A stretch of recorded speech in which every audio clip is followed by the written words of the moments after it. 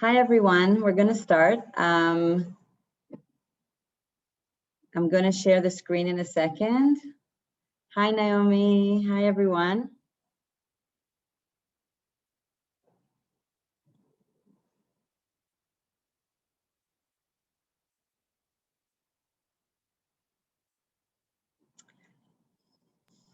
Okay, so today's session is about Mimouna.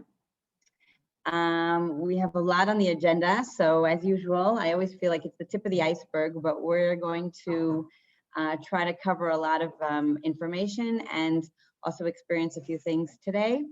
I can tell you that here in Jerusalem, it's snowing, so it's a little surreal to talk about Mimouna in the snow, but here we are. So what are we going to be doing today? We'll be getting a glimpse into Mimouna and its meanings and how it's celebrated here in Israel, in Israeli calendar and culture. We'll talk a little bit about the Jewish community that came from Morocco and a little bit about other North African communities. And we're going to get a little taste of some recordings of piyutim and music that has to do with the Moroccan Jewish community and some photographs that are very special. So let's just start with a short kind of survey. Have you ever celebrated Mimouna? I hope you all know how to use the ruler on the top to annotate and just pick a stamp or some kind of mark. You can also draw freely on the board and just put yourself on the yes or no side, just so that we get kind of a picture of who's here.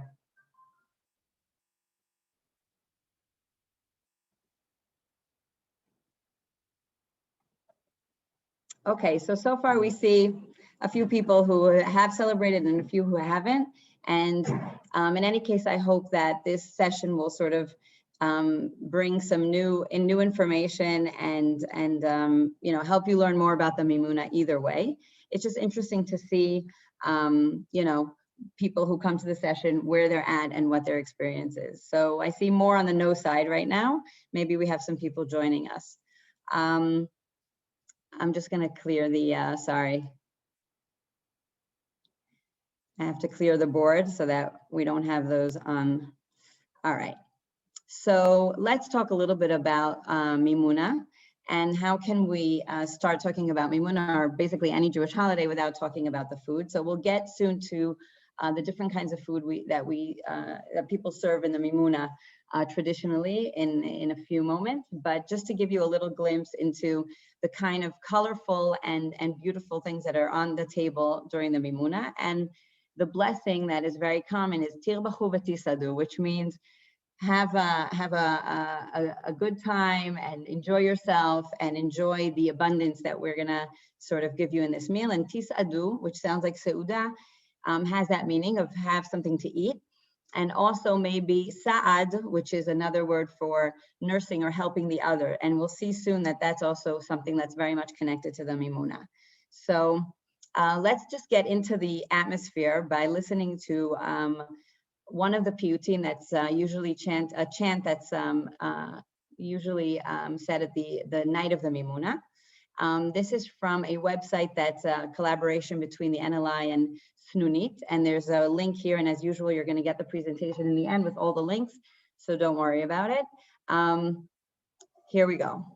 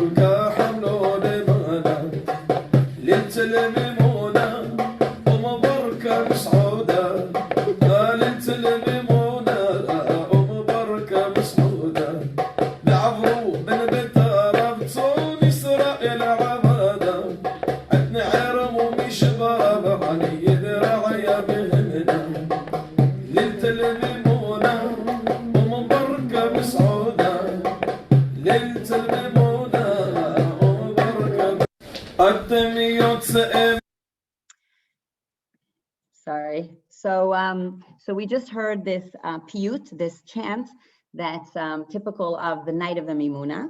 And it just gives you kind of a feeling of the kind of beat, the rhythm, the atmosphere that there is on the night of the Mimouna. It's a very festive day. We'll talk soon about what the meaning is. And we picked the title for this session to speak about circles of identity and to think about maybe the community of the Moroccan Jews who came to Israel as a kind of case study or an example of a community that came with a certain heritage and tradition to Israel, and like many other aliyot, suffered through many different challenges, and still, I think to this day, and we'll talk about that as well, there's also some resentment and maybe some frustration when it comes to the whole process of the aliyah from Morocco. And we'll see that definitely in the past few years, there's definitely a revival of a lot of the music and the traditions, and we'll talk about that.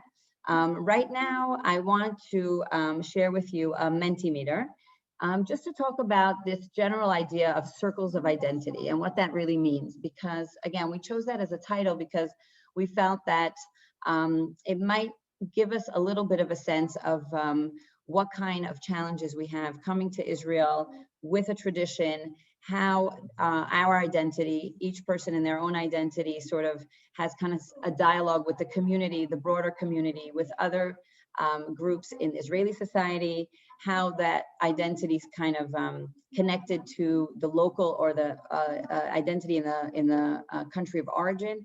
And there are just a few metaphors here, and they all have to do a little bit with circles.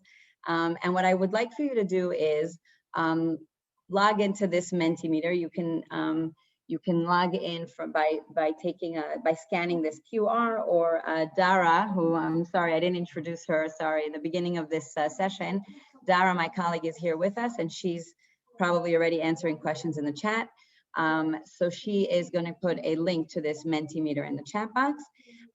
Take a second to sort of look at the different metaphors and just write which one you think describes best this topic of circles of identity.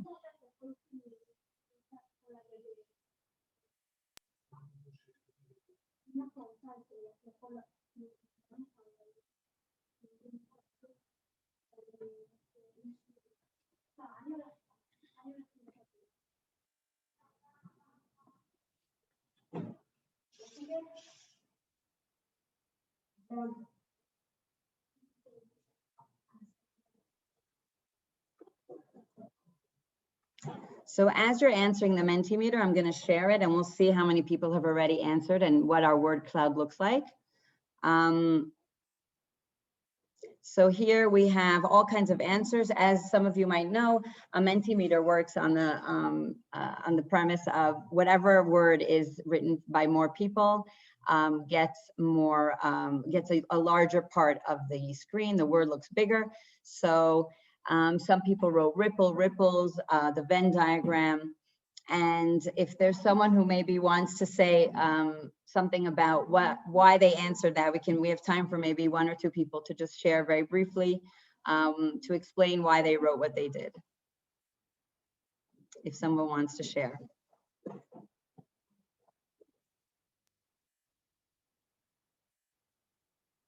Belinda. I think for me, as somebody who has a lot of diversity within my parents' even family unit, the word interdependence becomes, I'm going to try to explain this simply. When you have different cultural backgrounds within one family, they all get practiced and play themselves out, and they become dependent on each other.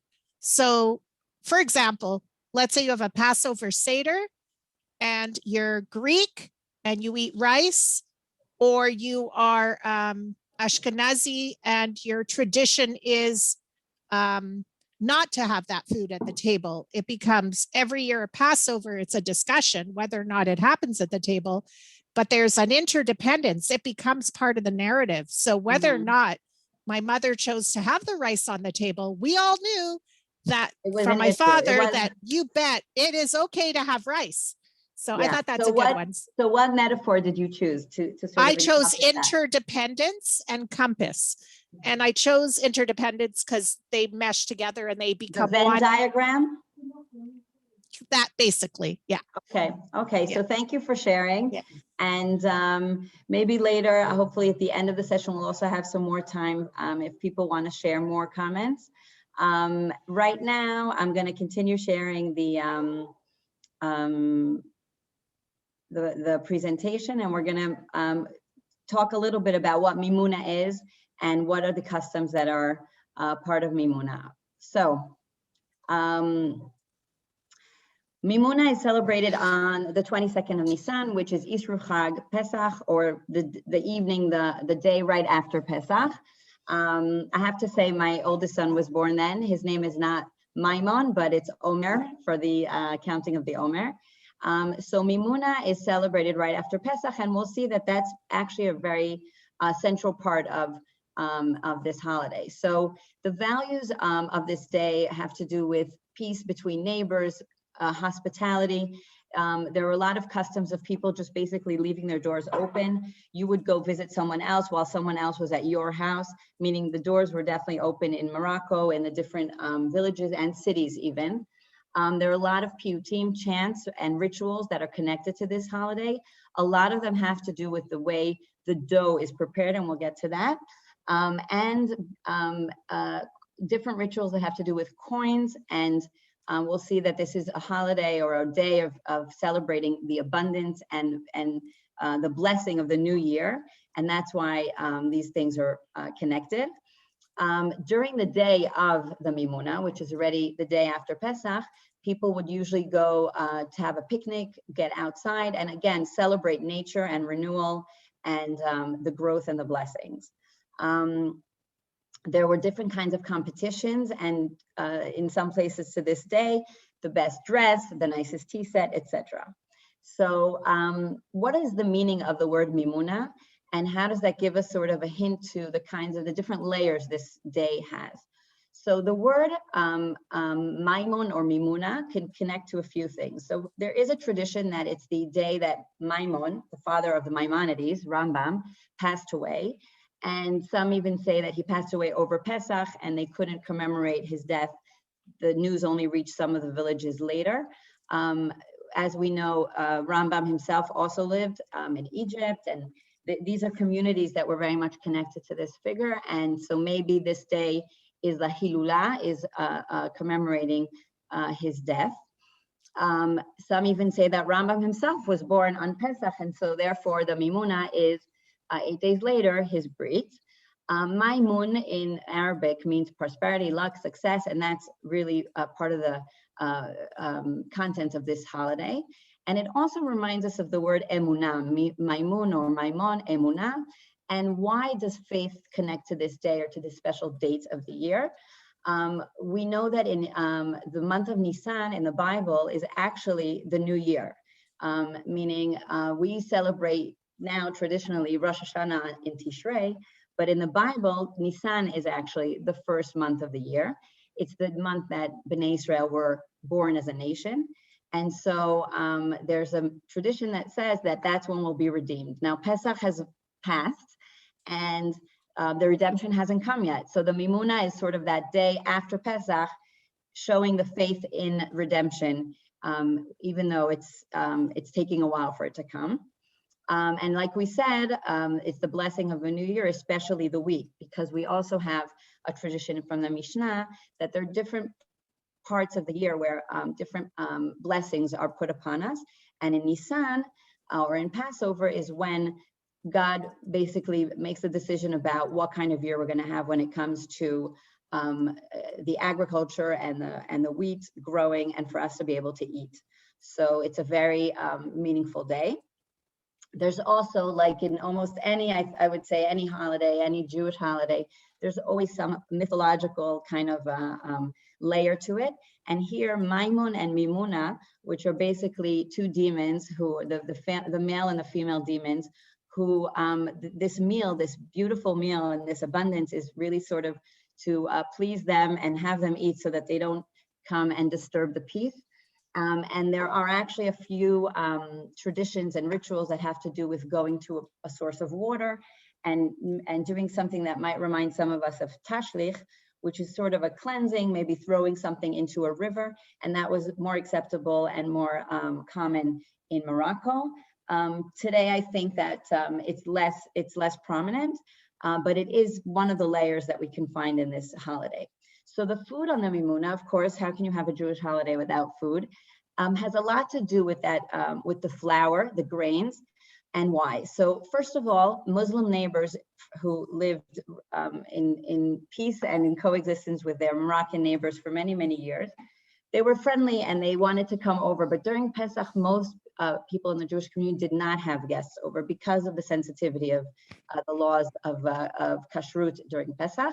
So this was once Pesach was over, it was an opportunity for their neighbors to come over and then give their Jewish neighbors flour and yeast that they didn't have because it was the week of Passover.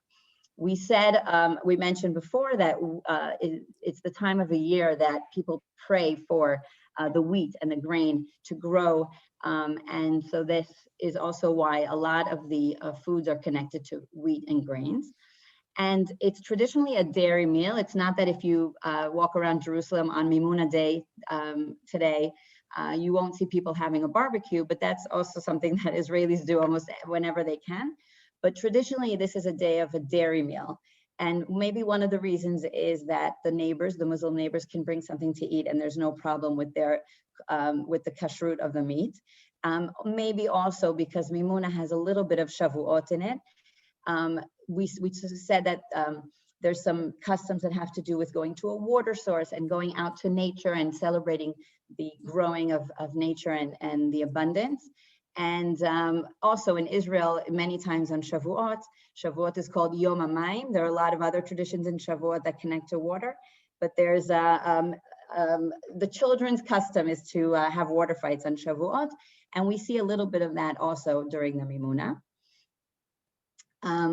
What traditionally is most of the food in the Mimouna, like we said, is dairy, but it's also food that can be prepared over the week of Pesach, and people prepare really these very impressive platters of beautiful fruit and all these intricate little delicious foods. And the truth is, of course, we'll get to it. There's the mufleta and the spinach, which are the flour-based parts of that meal. But a lot of the things that are served in the Mimouna are things that can be made before and also symbolize fertility, such as fish and beans, but also milk and honey, which is, of course, connected to the land of milk and honey. There's something of the abundance and the wealth that really comes by when you eat all of these foods. And so spinach, by the way, a mufleta is more of a pancake kind of thing that is also made on a pan. And it looks like a very thin kind of crepe pancake kind of thing.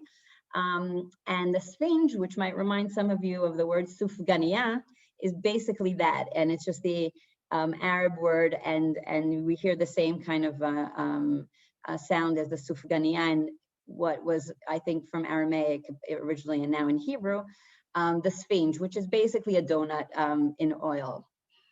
So just to say a little bit about the context of what we're talking about, we've been concentrating on the Moroccan community because they're first and foremost the ones who celebrate Mimouna, but it's not to say that other North African communities don't have similar celebrations or also take part in Mimouna. Just to give you an idea, when we say North African communities, who we're talking about, primarily Morocco, Algeria, Tunisia, and Libya. Off Tunisia, there's a little island called Jerba, which also there's quite a large Jewish community from there in Israel. And the reason I actually am presenting this map is because I think it just helps us appreciate that, you know, today in Israel and probably all around the world, when we say Ashkenazi and Sephardi or Ashkenazi and Mizrahi, we're really taking many, many different groups of people and different communities from all over the world and bunching them together to these two big groups, when really, if you look at the map, the Jews of Persia and Iraq and other countries are not so much connected to these communities that came from North Africa, who have some things in common. And even the community from Egypt and Yemen, of course, the community from Ethiopia, every one of these communities has a very different kind of tradition and customs.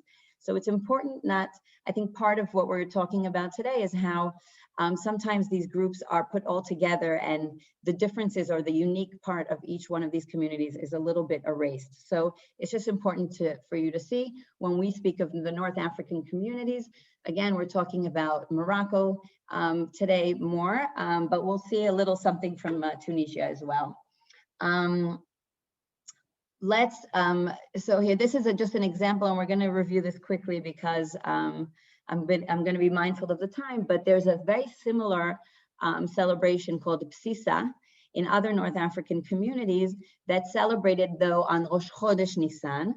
And again, it goes back to this element of Nisan being the first month of the year, and also the inauguration of the Mishkan, which we'll see, you see this picture of this candle. There's a custom of putting jewelry in a water-based candle that also shows prosperity, and also it reminds us of how people, especially women, donated their jewelry to build a Mishkan. So the psisa is the name of a porridge that's made out of grains that are mixed. Again, we see the grains and we see the nuts and the sugar, something very sweet, and not a meat meal. And that probably signifies what was the meal offering in the tabernacle and in the temple. Solet blula bashemen, that's what it is. So it's a mixture of grains and oil. And there's a very interesting custom of mixing it with a key, that each one of the family members mixes it with the key, because we open up the blessing from the heavens. And so there are a few other customs that relate to Psisa that we can see some similarity to the Mimouna. And basically, Nisan is a very festive month in general. So let's talk about the Mimouna celebrations in Israel. The person who you see here in this black and white photo from 1960 is Shaul ben Simchon. He was born in Fez in Morocco, and he came to Israel. He actually founded a youth movement there, and he was very active also when he came to Israel, especially in promoting the North African community. He was very active in Ashdod, in building the city.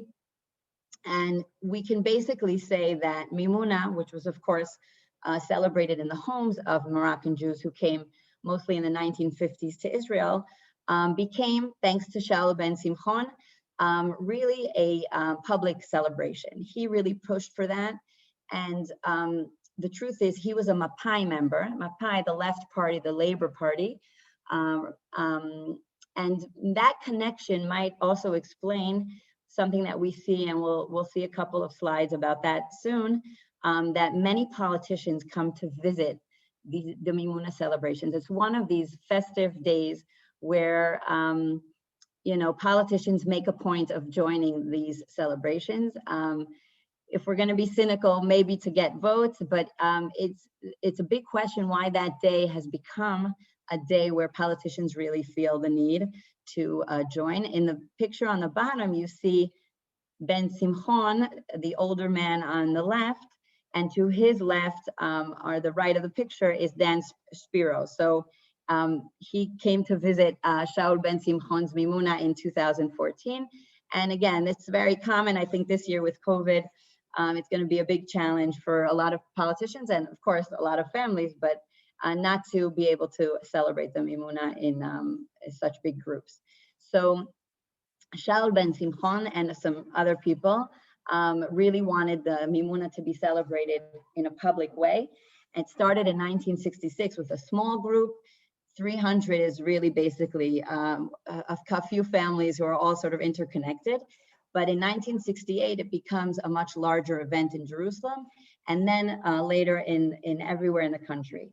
There was something that was memorable about 1971 is that the Black Panthers arrived at Gan Saker, and Gan Saker is a very big park which is now full of snow in Jerusalem, but it's a very central park and maybe the largest park in Jerusalem, and that's where up to this day the Mimouna celebrations happen. And what happened was they came to address the issues of discrimination against people who made Aliyah from Morocco and other North African countries. And like I said, usually politicians would come to these events, and the prime minister at the time, Golda Meir, who is also known to say a couple of things about the Black Panthers, and decided not to join the event. It was becoming too sensitive. So again, it just goes to show that the link between Mimouna and politics was sort of there from the beginning. And today, here, 250,000 people in the Mimouna, in Gan Saker, every year. And of course, people celebrate in their homes and have guests, etc. So let's talk a little bit about the Aliyah from Morocco. The Moroccan community, and I think that's part of what Mimouna also symbolizes, are Jews who lived in Morocco for many, many generations, and they had very, very good connections and relationships with their fellow Moroccans. And it was a very peaceful time. There were even Jews who fled to Morocco after the expulsion from Spain. And as many of you probably know, in Morocco, many people also speak French. There is the Moroccan Arabic dialect that some people in Israel still know to speak. And but the language is often French. And maybe some of you have seen that video that I sent from about the Mimouna Association. And we see that during World War II, there's some tension. And in 1948, when the State of Israel is founded, there are some riots and upheaval in Morocco, and many Jews decide to leave at that point. But I think it is important to remember that this is a community of many, many generations living in peace with their Arab Muslim neighbors, and that really marks their, I would say, the outlook on what hospitality is and what good neighbors can, what good coexistence could look like in peaceful times. So we know that, again, in the 50s, many Moroccan Jews left Morocco and they came to Israel. And we'll see some very nice photos, some interesting photos from that time in a moment. Some of the connections to Morocco, now we talk a lot about the peace agreement with Morocco, but it's interesting to talk about the connection between Morocco and Israel, the diplomatic connections over the years, the economical connections. And it's very interesting to see how there's a lot of cooperation between the two countries. And I know that today, many people are very excited about the peace treaty with Morocco. This is part of an article that was published around almost 3 years ago, but this is before the peace agreement. And it speaks about how many Moroccan Jews, and I personally know a few people who have done this, go to Morocco for, they go back to Morocco to learn about their roots, to learn about their heritage. They're welcomed by the local community there, really with open arms. And what's interesting is that, and this is something that I discovered when I was preparing this session, is that Israeli citizens from Morocco, from Moroccan origin, can even get Moroccan citizenship up to 4 generations, which is pretty impressive, and definitely very rare in our region for a Muslim country. So again, this connection between Morocco and Israel, or the Jewish community, I think the title of this article, that the second largest Moroccan diaspora in the world is in Israel. So for the Moroccans, the Jewish people who left Morocco and came to Israel are part of the Moroccan people. They're part of the Moroccan culture, and they still see them as a diaspora living in Israel. And I think that's really important to keep in mind when we think of, different historical circumstances that brought Jews to come to Israel over the years, or to flee from different places. So granted, the last years in Morocco leading up to the state of Israel and a few years after that were very, many people did flee from Morocco at that point, but it's just important to keep in mind that up until that time, Jews more or less lived very comfortable and peaceful lives in Morocco. And I think that's something that if you meet Moroccan Jews in Israel, it's something that they really represent. I think the hospitality and the warmness and the dialogue. So I'm going to take a little pause just to sort of give some time for questions or comments at this point before we move on. I'm going to also just stop sharing for a moment. If there are any questions or comments, if somebody wants to say something, or in the chat box, maybe if someone wrote something. No, okay. So moving on, we're gonna look again at the Padlet that I shared with you in the email before the session. Just to say that today we're gonna focus on, within all the collections that we have in the library, we're gonna focus on the collection of the music and the photographs. And just to say that we have a sound archive in the library.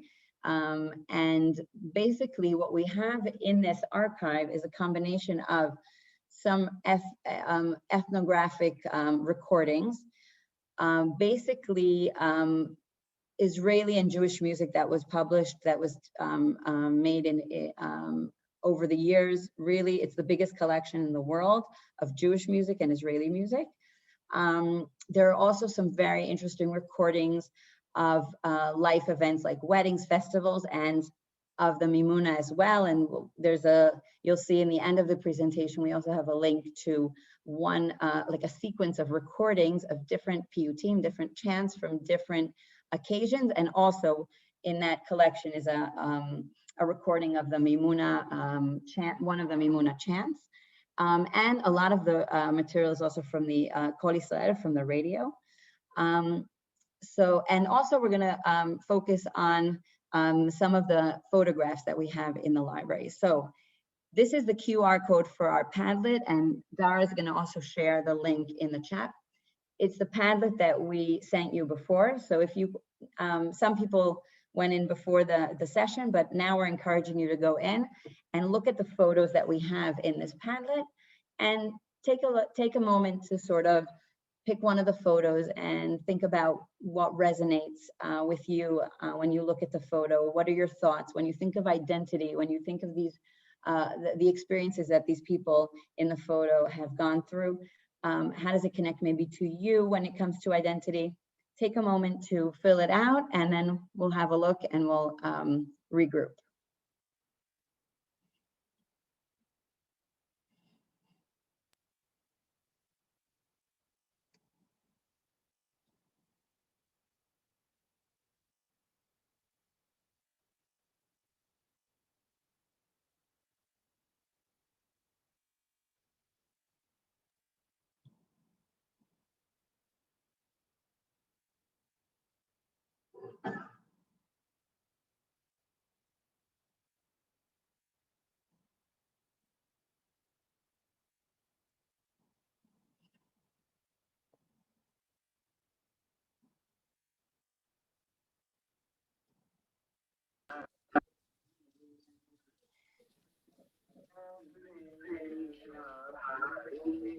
In the background, you can hear a song that was, we'll talk about also in the end of the session. Kobi Oz, who's an Israeli singer, whose family is from Tunisia, who took recordings of his grandfather, who was a rabbi, and sort of made a combination of that in a song. So maybe the volume needs to be a little higher.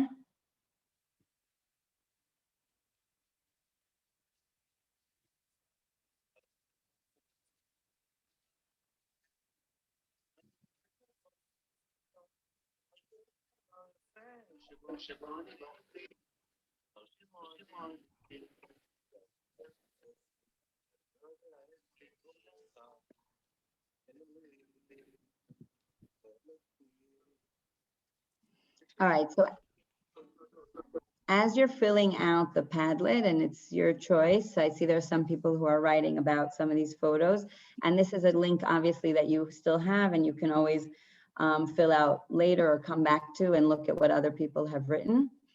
In addition to the photos that you saw in the Padlet, there are a few more photos from one of these collections by a photographer called Eddie Hirschbein. And there'll also be a link to this collection in the end of the presentation. Here are a few more photos of people coming to Gilat, which is a place not far from Beersheba in the Negev. And just this feeling of, this photo with the people with all their luggage, just like basically in the middle of nowhere. And all the, it makes me feel like anxiety, and they probably don't know what lies in store for them. And like we said before, I think that there's quite a lot of frustration and resentment for the whole process of how this aliyah was, when people were brought to Israel or came to Israel, where they were placed, what kind of life was made up for them. Many people were put in what's called a ma'abara, which is from the word ma'avar in Hebrew, which is transition. It was supposed to be a transitional settlement, which became their place of living for several years, and many times in tents or in little shacks that in the winter were full of rain and mud, and in the summer were boiling hot. So it was far from being this ideal picture of coming to Israel and kind of settling wherever they chose and choosing their own lives for themselves. So I'm sure many of you are familiar with that. This criticism on the way this aliyah from North Africa was dealt with, and the options that these people were given when they came to Israel, and how much control they had over their choices and their lives. So again, if anyone also wants to add in the chat some comments about these photographs, I think they're really powerful. We see, again, middle of the wilderness, the desert. We see this young family with the water, giving the kids something to drink in the heat. And I think there's some excitement and some, people wanted to come and build a new life, but at the same time, they suffered a lot of challenges on the way. So I'm transitioning for a second to this, but you'll see that we'll get back to that idea. This is a simple Google search. If you write Mimouna politicians, this is what you get. And this is just really a sample of how many different politicians who've come to Mimouna celebrations.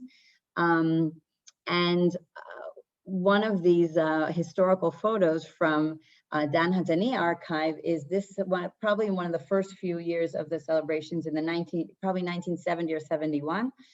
This is in Gan Saker in Jerusalem, where the president Shazar in the center and Shlomo Hillel on the left, who passed away last week, actually. He was very active. Also, he was from Iraq originally, and he was very active in bringing aliyot from different countries, and primarily from Ethiopia. We have actually a really nice activity about him, and so there's a link to that in the end of the presentation as well, and we really encourage you to sort of learn about his life story. And I was looking through the photos, and look who I caught in the frame there, Shimon Peres, who wasn't posing for the camera, but he was caught in the frame. Just to sort of give you an idea of how politicians have come to these celebrations from the beginning. And what's interesting in contrast to that is to read this letter, which Ben Gurion wrote to Shaul Ben Simchon, who we've already talked about, to ask him, what is Mimouna and what is this Mimouna celebration? And we're talking here in 1971. People have been in Israel for close to 20 years, probably, for the most of the Olim came in the 50s, 15, 20 years in Israel, and the prime minister doesn't know what Mimouna is. So just to sort of dwell on this for a moment, Ben Gurion definitely represents this approach of the melting pot. Come to Israel, we'll create a new Jew, a new Israeli, forget your roots, kind of try to focus on what we're doing here in Israel, which is building the country, and we have shared goals, and it's really less important where different Jews came from. Of course, it's not such a simple approach, and it's there's a lot of criticism in retrospect about this approach, meaning who decides what mainstream Israel is, who decides what the new Israeli should be, and what right did people have to tell Olim from different countries from all over the world to sort of move past their heritage from their homeland.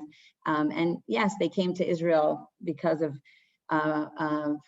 Zionism, and they wanted to live in Israel, but yet it's very harsh, this like transition to a new reality where you're really being told whatever you had from before, whatever your tradition is less important, and it might even be a negative kind of like a baggage that you have to get rid of. So there's gonna pop up a Zoom poll just to see what you guys think about this approach. It'll be interesting to see what the group has to say.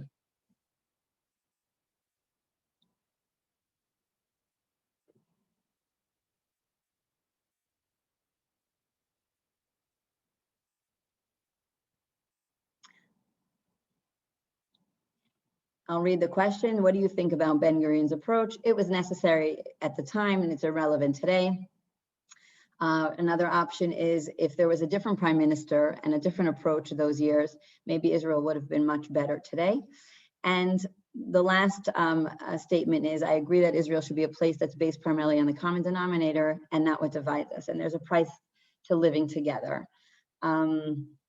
So I see that we definitely have a majority for option number 1 at this time.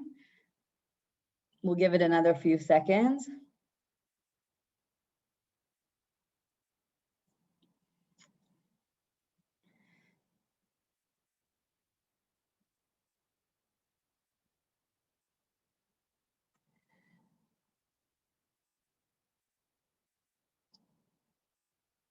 Okay, so I think if we end the poll, we'll see that the majority chose the first option. Is there someone in the audience who would like to share a little bit, you know, why you wrote what you wrote and what you think?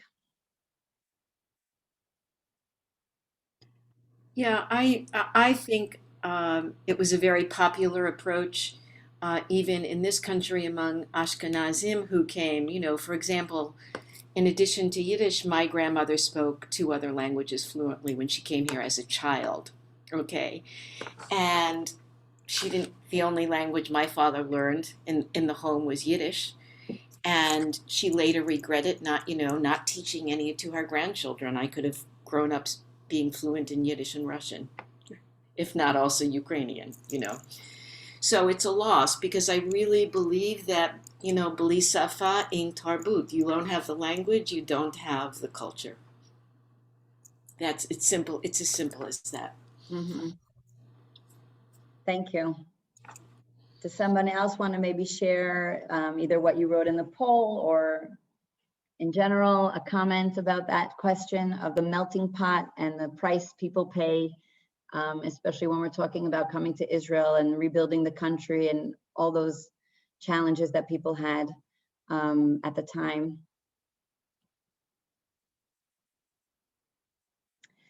Okay, so what I want to share with you now is actually another, I think, very interesting and nice example of this process of thinking of your roots, your identity. And we mentioned Kobe Oz before, and we sort of heard a little snippet of this song, which now we're going to hear another part of. Kobe Oz is a singer, a pop rock singer who had a band, and for many years was, he's from Sderot, and for many years was, part of the rock scene in Israel. And I would, around 10 years ago, maybe a little less, he made a shift in his work, and he started looking more into his Sephardi roots, into his roots from his family. And one of the things that he did was come out with this album called Psalms of the Perplexed. I really recommend finding the songs that are on YouTube, and some of them even have the lyrics in English. Here, I put for you the lyrics in Hebrew and English to this song, and a link to a really interesting interview. It's about less than 10 minutes, and it's through Makom from the Jewish Agency, where they interviewed Kobe Oz a little bit about that process of, you know, being in a place of like, I want to be mainstream Israeli, I want to be, you know, a rock singer, a pop singer. I don't want to sort of, you know, dwell on my roots or my you know, ethnic background, like it's irrelevant. Now we're all in Israel, and how slowly he discovered his connection to his grandfather, and they found cassettes that his grandfather recorded before he passed away. He was a rabbi and a paitan, a cantor in Tunisia, and he recorded all these piyutim that he remembered. And Kobe Oz, in this interview, he says like it's like a treasure, and I could have spoken to my grandfather about this when he was still alive, but I didn't. I was so busy being Israeli and not thinking about how you can also have another layer to your identity. And here's a segment of the clip from this song, which is, this boy is Kobe Oz, the singer, in his bar mitzvah. And you'll see footage also of his grandfather.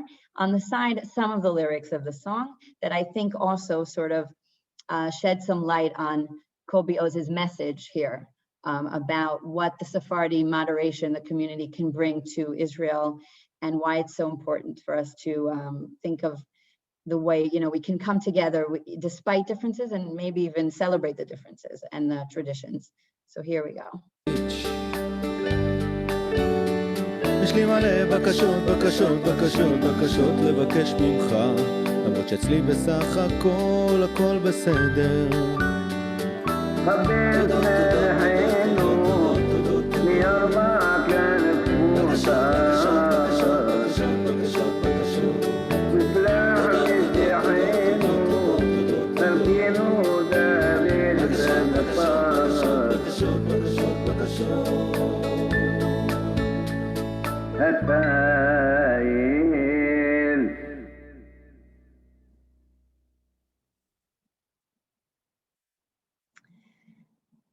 So here, like I said, we see footage of Kobe Oz's grandfather from his bar mitzvah. And in the background, we hear basically Kobe Oz, also his rock style is that he samples pieces of music from other songs, from sometimes very well-known songs. And here what he did was he combined his song with these cassettes that he found that his grandfather recorded of piyutim.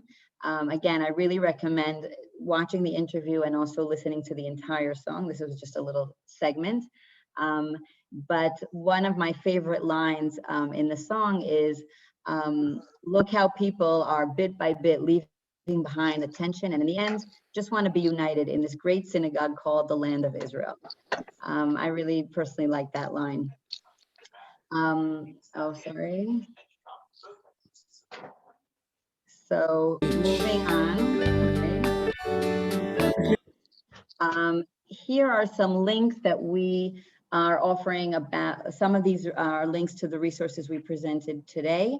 So first of all, there's a link here to a website called the website of Piyut and Prayer. I think there's someone who's not muted, and I can't see you, but if you could just all make sure you're muted, thank you. So there's a website, Piyut and Prayer, that's it's a collaboration between the NLI and Snunit, where unfortunately, and I wrote this, it's a Hebrew website. The English version of it is not so detailed, but if you know some Hebrew and if you want, you can go into that website, and what you can do is write things like Lecha Dodi, or any prayer or any Chag or any country, and get different piyutim, different chants from different communities around the world. And there's also a link here to the National Sound Archive that I was talking about. There's a resource pack in our website about Jewish communities of North Africa, and also a family history project that really you can find there information about Jewish communities from all around the world and also North Africa. And here's the link to the collection of Eddie Hirschbein's photos. Like I said before, we have a really interesting escape room about Shlomo Hillel, and I really recommend learning about him and about what he's done for Israel and for Aliyot coming to Israel and where he comes from. So I really encourage you also to look at that.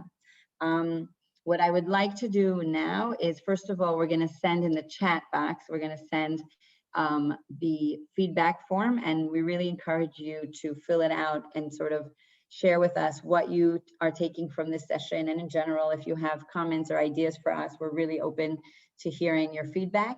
And we're really excited to hear when people fill out the feedback form. It really informs our work and helps us a lot.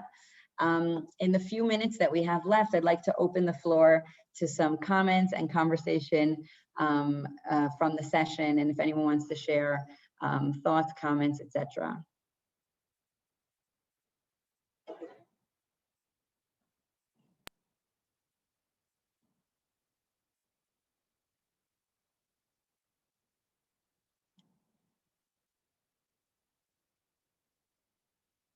Does anyone want to maybe ask a question or share a thought? You're welcome to, yes, Naomi. I found very interesting the video that you sent over about the Mimouna Society.